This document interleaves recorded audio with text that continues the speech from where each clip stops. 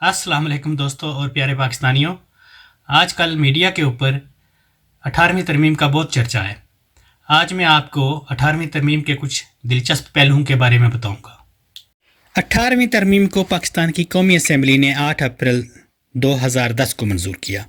पाकिस्तान की सेनेट ने इसे 15 अप्रैल 2010 को मंजूर किया और उस वक्त के सदर पाकिस्तान जनाब आसफ अली जरदारी ने 19 अप्रैल 2010 को अपने दस्तखत सबत करके इस तरमीम को आइन का हिस्सा बना दिया।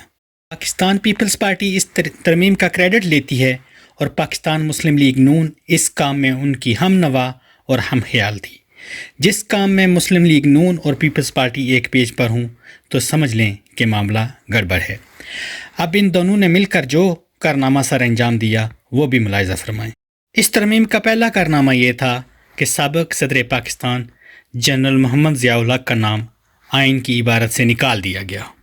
यह नेक काम उस वक्त के अपोजिशन लीडर जनाब मियाँ मोहम्मद नवाज शरीफ साहब की मुकम्मल हमायत और इआनत से हुआ, जो जनरल मोहम्मद ज़ियाउल हक की कब्र पर खड़े होकर मुल्क व कौम से यह वादा कर चुके थे कि वो जनरल मोहम्मद ज़ियाउल हक के मिशन की तकमील करेंगे। दूसरा कारनामा, सूबा सरहद का नाम तब्दील करके खैबर पख्तूनख्वा रख दिया गया। और तीसरा और सबसे अहम कारनामा ये था कि तीसरी दफ़ा प्राइम मिनिस्टर और चीफ मिनिस्टर बनने पर आइन में पाबंदी थी, जो इन दोनों जमातों ने मिलकर हटा दी, जिसका फ़ायदा 2013 में जनाब नवाज शरीफ साहब ने तीसरी दफ़ा वज़ीर आज़म पाकिस्तान बन के उठाया और उनके भाई जनाब शहबाज शरीफ ने तीसरी बार चीफ मिनिस्टर पंजाब और खादम आला पंजाब बन के उठाया।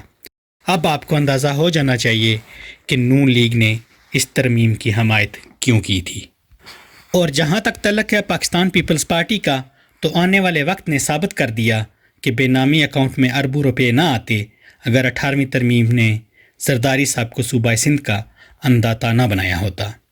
इसीलिए तो नारा लगता है कि मरसूं मरसूं सिंध ना देसूं। 18वीं तरमीम के नतीजे में जो मिनिस्ट्रीज डिवॉल्व हुई और इख्तियारात सूबों को मुंतकिल हुए, इनमें से अहम तरीन ministry of health, ministry of education और local government and rural development की मिनिस्ट्रीज शामिल थी। क्या मुल्क की इन दो बड़ी जमातों ने अपने अपने सूबों में लोकल गवर्नमेंट के इंतखाबात करवाए? कतई नहीं। क्या PMLN और पाकिस्तान पीपल्स पार्टी ने रूरल डेवलपमेंट पर कोई काम किया? कम अज़ कम मेरे नॉलेज में तो नहीं है। जहाँ तक ताल्लुक़ है मिनिस्ट्री ऑफ एजुकेशन या महकमा तालीम का, सूबों को इख्तियार था कि वह अपनी तालीमी पॉलिसी मरतब करते। क्या उन्होंने इस पर काम किया? इस सवाल का जवाब सूबों में रहने वाली आवाम ही दे सकती है। सिंध और पंजाब में तालीमी इदारों के अंदर बंधे हुए माल मवेशी सूबाई हुकूमतों की कारकर्दगी का मुंह चिढ़ा रहे हैं।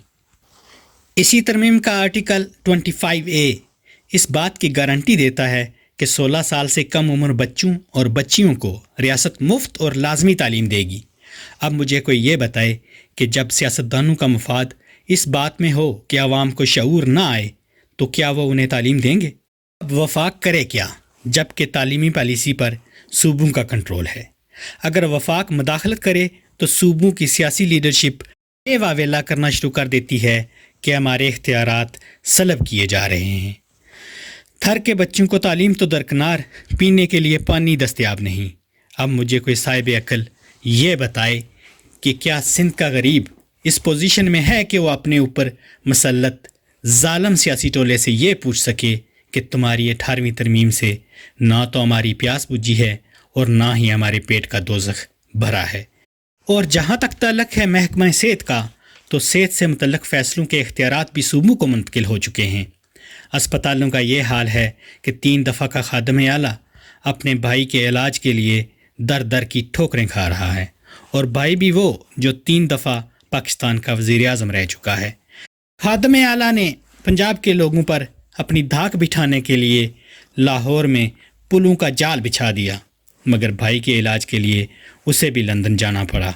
अब मेरे मुल्क का गरीब अपने बीमार रिश्तेदारों को इलाज के लिए लंदन लेकर जाने से तो रहा, उसे चाहिए कि 18वीं तरमीम का तावीज़ बनाकर अपने गले में डाले और अल्लाह से दुआ करे कि इसे शिफा नसीब हो।